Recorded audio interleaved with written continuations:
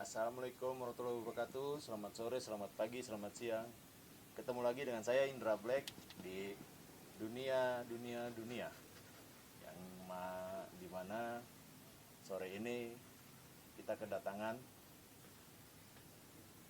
ayah, saudara, bapak, dan guru kita, Bapak Ayah Didi.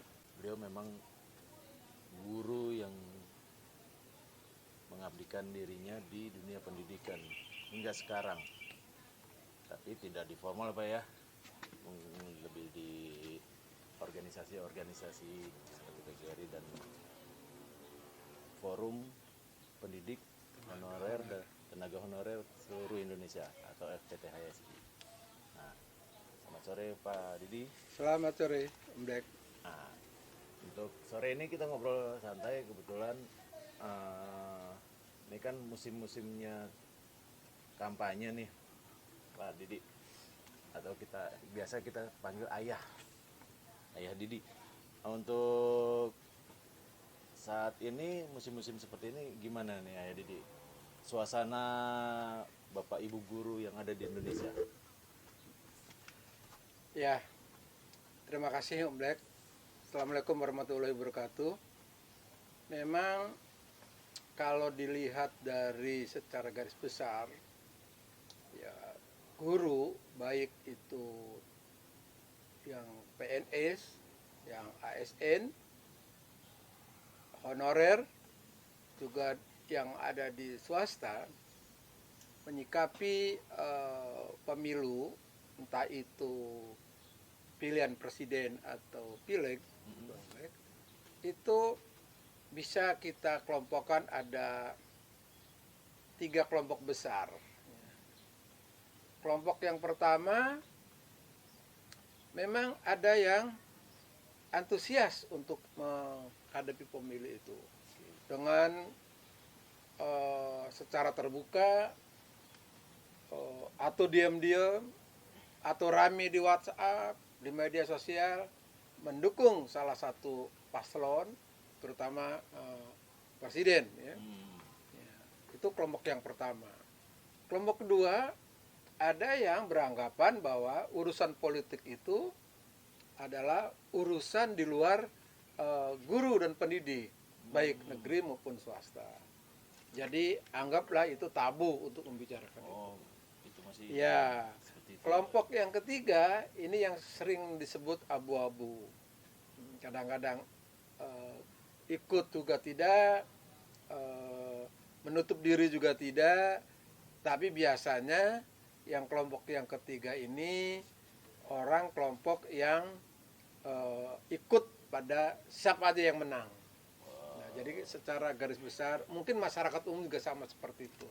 Tapi kalau untuk di guru itu kira-kira ada 3 kelompok besar itu.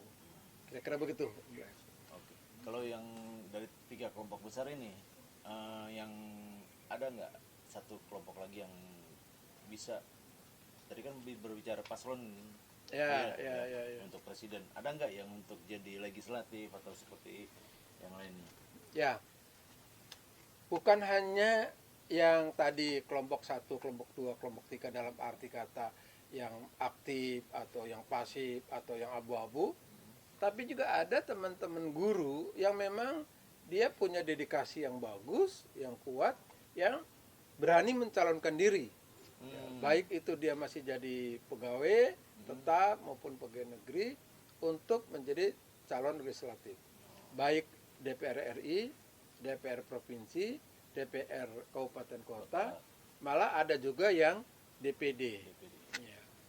Baik itu yang sudah pensiun maupun yang belum pensiun. Masih aktif gitu? Masih aktif juga. Nah, ya dengan adanya Bapak Ibu guru yang ada di pencalonan legislatif ini, mungkin dengan insya Allah kalau sampai masuk ke parlemen itu bisa berubah total gitu Pak.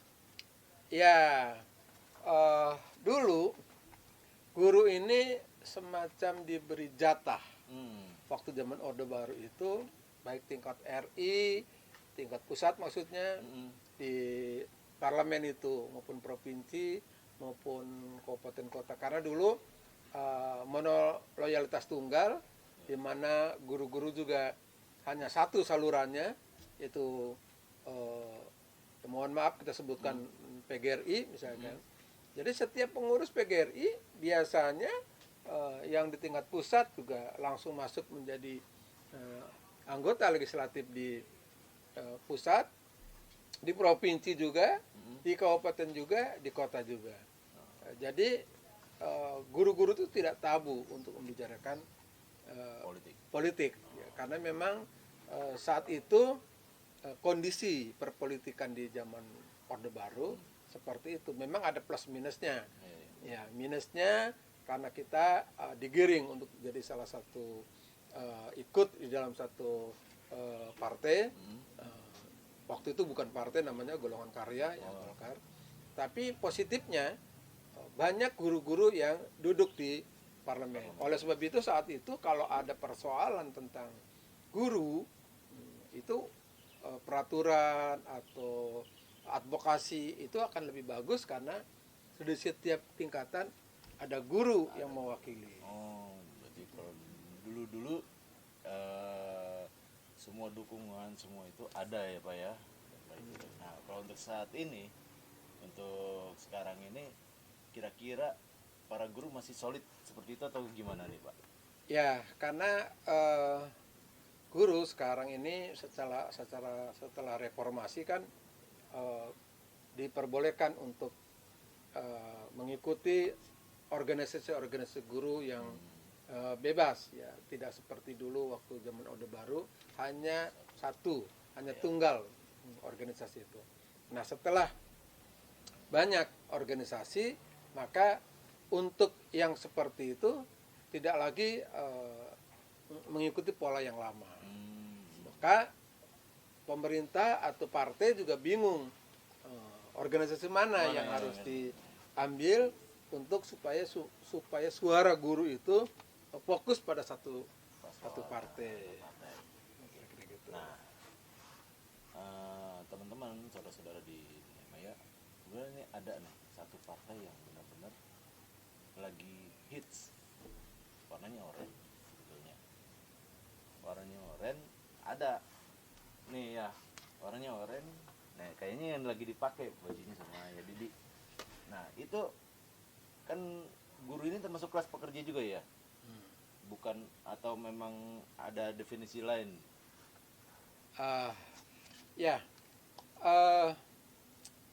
Untuk saat ini kalau mengacu pada ketentuan, guru itu bisa disebut pekerja atau juga profesi. Nah, hanya saja salah satu organisasi tertua di Indonesia, organisasi tertua guru, itu PGRI, itu mempunyai jati diri 3. Dia di samping sebagai organisasi profesi, dia sebagai organisasi perjuangan, dan yang ketiga, dia sebagai organisasi serikat pekerja. Maka wajar kalau PGRI itu di dunia internasional itu masuk dalam education internasional yang isinya adalah masuk kelompok serikat pekerja. IA itu anggota ILO, International Labour Organization, organisasi buruhnya PBB. Di situ PGRI sebagai serikat pekerja. Apa dasar hukumnya? Dasar hukumnya bahwa PGRI itu terdaftar di Kementerian Tenaga Kerja pada tahun 1990 itu dengan nomor 197 itu bulan April ya, 1990 itu terdaftar PGRI itu sebagai serikat pekerja, organisasi serikat pekerja. Sampai hari ini belum dicabut. Masih tetap. Oleh sebab itu saat reformasi terjadi, PGRI bersama serikat pekerja yang lainnya membuat suatu organisasi konfederasi serikat pekerja atau serikat buruh. Apa yang kita kenal sekarang Konfederasi Serikat Pekerja Indonesia atau KSPI yang sekarang presidennya Said Iqbal. Jadi di situ mulainya. Hanya saja dalam perjalanan politik yang sekarang terbuka, PGRI menyatakan diri mundur dari afiliasi KSPI. Tetapi tetap sejarah mencatat bahwa PGRI itu salah satu pendiri KSPI. Maka secara internasional PGRI ini adalah serikat pekerja. Terdaftar juga di dalam anggaran dasar rumah tangganya juga masih tertulis menjadi serikat pekerja guru. Oke. Gitu. Gitu, berarti ini lebih asik lagi nih jadinya. Ternyata di dalam guru itu menjadi melahirkan banyak organisasi-organisasi Ya. yang saat ini sedang lagi hit-hitnya mengadakan perubahan di Indonesia. KSPI salah satu contohnya juga, dan ternyata link guru itu berhubungan langsung dengan dunia internasional ya.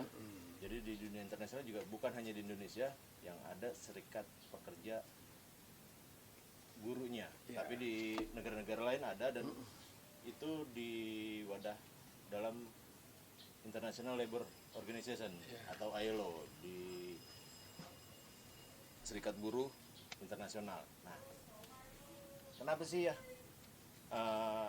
Bukan kenapa sih? Apakah guru-guru atau organisasi FHSI atau yang lainnya itu melakukan kegiatan mengikuti sampai menjadi, kalau nggak salah jadi inisiator ya, menjadi inisiator di Partai Buruh juga. Ya. Nah, di Partai Buruh ada berapa inisiatornya? Jadi karena serikat pekerja guru yang tadinya di KSPI itu diwakili oleh PGRI, karena PGRI menyatakan diri nonaktif, maka kedudukannya diganti oleh Forum Pendidik Tenaga Honorer Swasta Indonesia atau FTHSI. Nah, FTHSI ini bersama 9 organisasi serikat pekerja lainnya sebagai mendirikan ulang Partai Buruh. Mendirikan Partai Buruh. Jadi komponen di Partai Buruh itu elemen untuk guru dan tenaga pendidik dan tenaga honorer, baik itu negeri maupun swasta, itu ada di FTHSI sebagai pendiri Partai Buruh. Oh, siap. Ya berarti ini bisa dibilang diisi kembali sama FPTSI. Iya. Dan kedudukannya tetap sama ya. Ya. Nah, dari situ. Nah, kenapa sih apa yang diharapkan oleh para guru dengan berpartai? Padahal kan kalau dulu dengan satu ini aja udah aman ya. Ya. Sebetulnya akan lebih sip ya, bahwa guru juga untuk mengambil inisiatif dalam berpolitik, tetapi tidak leluasa karena banyak guru yang berstatus ASN atau PNS. Oke. Begitu juga dengan tenaga kependidikan atau tenaga honorer yang dia bekerja atau berkewajiban memenuhi tugasnya di pemerintahan, maka sedikit beresiko kalau dia ikut berpolitik praktis. Oh iya. Oleh sebab itu, FTHSI ini hanya mewadahi suaranya. Oh, gitu. Anda boleh tidak berpolitik praktis, tetapi suara Anda boleh disalurkan ke FTHSI. Jadi nanti dalam pemilu itu nggak apa-apa, tidak memunculkan dirinya sebagai anggota partai, tidak memunculkan dirinya sebagai partisan, tidak memunculkan dirinya sebagai pendukung atau sayap atau apa saja, tetapi nanti pada tanggal waktunya di TPS, di pemilu di TPS, maka dia harus berpikir bahwa ada saluran politik untuk guru dan tenaga pendidikan baik negeri maupun swasta, yaitu FTHSI. Oh, gitu. Oke. Nah, itu kan harapan dari guru-guru. Nah, bagaimana Partai Buruh menjawab itu ya? Ya, Partai Buruh memang sejak awal sudah mencanangkan bahwa Partai Buruh ini adalah partainya orang kecil, partainya orang tertindas, bukan partai oligarki, bukan partai pengusaha, apalagi partai dinasti. Oke. Oleh sebab itu, dia akan lebih cocok memperjuangkan orang-orang kecil, orang-orang yang tertindas, petani, nelayan, buruh, termasuk guru honorer, tenaga honorer, termasuk juga guru-guru di swasta dan tenaga pendidikan yang ada di swasta. Ya, Itu. Oke. Ya kayak masuk para PJLP atau mungkin juga masuk situ juga. Ya, kalau mungkin di Jakarta ada PJLP, ada pegawai kontrak, ada PPSU, ada juga mungkin KKI. Ya. Semua ini memang dibiarkan dia untuk tidak ikut berpartisipasi secara aktif, tetapi kita minta sebagai warga negara yang mempunyai hak pilih, ya tentu kami akan perjuangkan nasibnya dan silakan untuk memberikan afiliasi suaranya ke Partai Buruh. Nah, Bapak Ibu guru sudah mendapatkan apa yang diinginkan di Partai Buruh ini. Begitu pula di Partai Buruh sama-sama membesarkan bersama antara partai sendiri dan organisasi-organisasi yang ada di dalam partai tersebut. Nah, untuk saat ini kira-kira sudah berapa persen nih ya? Apa perkiraan dari pemilih? Apakah tembus parliamentary threshold atau bagaimana nih ya? Ya, tentu karena kami ini basisnya orang kecil, basisnya buruh, basisnya petani, basisnya nelayan, basisnya ojol, disabilitas, termasuk juga orang-orang yang tertindas, di dalamnya juga ada guru honorer, tenaga honorer. Ya, kami cukup memperjuangkan orang-orang yang sudah ada di kami.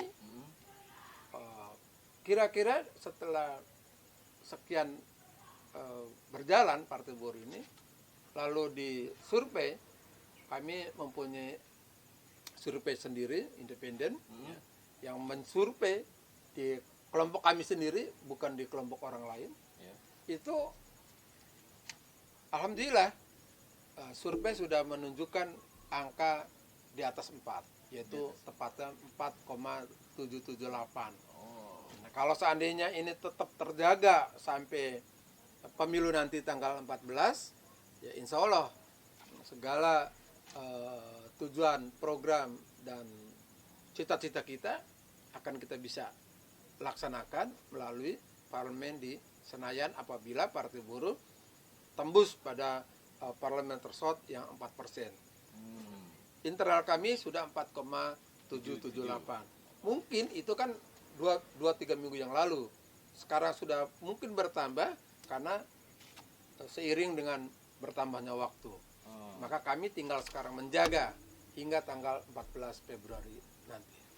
Nah, sudah jelas nih semuanya bahwa semua elemen-elemen pekerja, karena dari Partai Buruh sendiri itu merupakan working class, kelas pekerja yang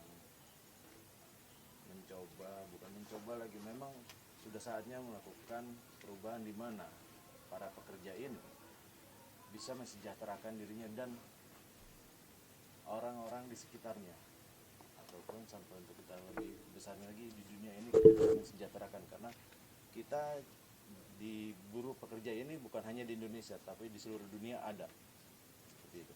Nah, untuk sore ini mungkin kita cukupkan saat ini. Ayah Didi, terima kasih. Ada ini sedikit mungkin closing statement. Kami berharap kepada masyarakat umumnya dan guru, tenaga honorer, baik swasta maupun negeri, untuk tidak lupa pada tanggal 14 Februari 2024. Pilih nomor 6, Partai Buruh. Terima kasih. Assalamualaikum warahmatullahi wabarakatuh. Selamat sore. Selamat sore.